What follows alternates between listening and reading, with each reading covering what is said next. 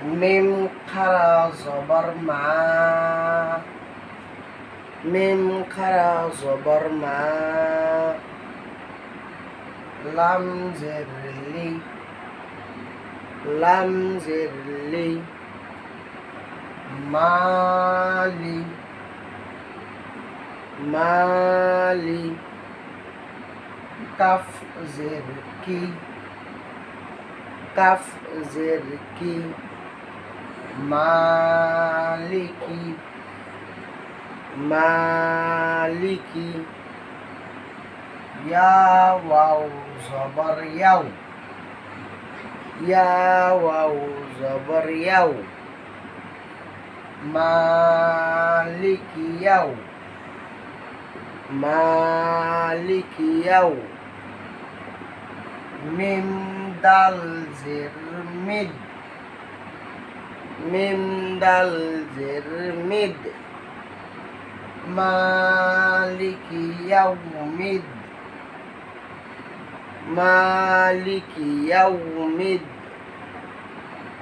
দাল ইয়া জের দি, দাল ইয়া জের দি, মালিকি ইয়াউমিদ্দিন, মালিকি ইয়াউমিদ্দিন, নুন জের নি, নুন জের নি, মালিকি ইয়াউমিদ্দিন, মালিকি ইয়াউমিদ্দিন।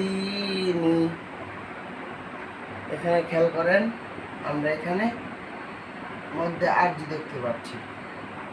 মধ্যে হরফের বামে হরফে ওয়াকফ হইলে মধ্যে আরজি।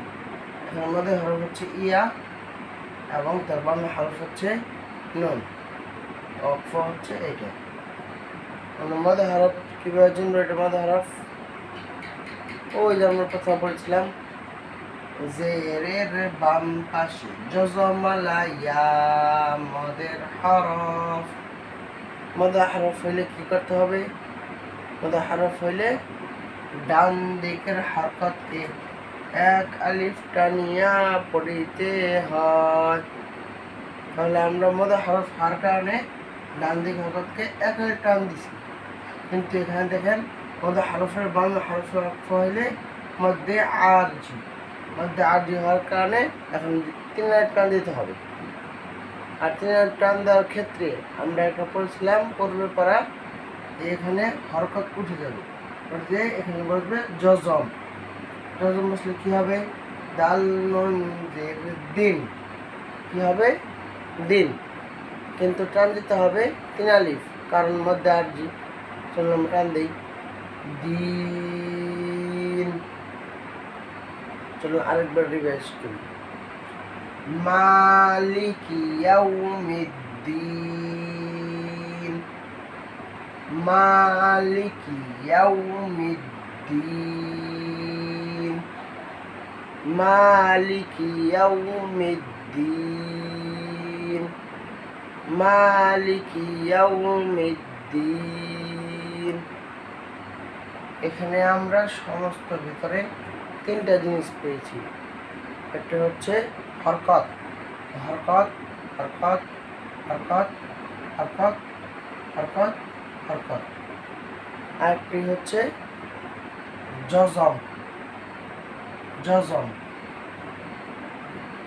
আরেকটি হচ্ছে মদে হরফ। খারাজ জবর খারাজের উল্টা বেশ হইলে একালিফ টানিয়া পড়িতে হয়, যাহাকেও পদ্মে তবাই বলে। আর হ্যাঁ, আরেকটা জিনিস খেয়াল করেন, এখানে তাসদিদ আছে। 3 কাটাওয়ালাটার নাম তাসদিদ। আমরা পূর্বে পড়েছিলাম 3 কাটাওয়ালা এটার নাম তাসদিদ। এভাবে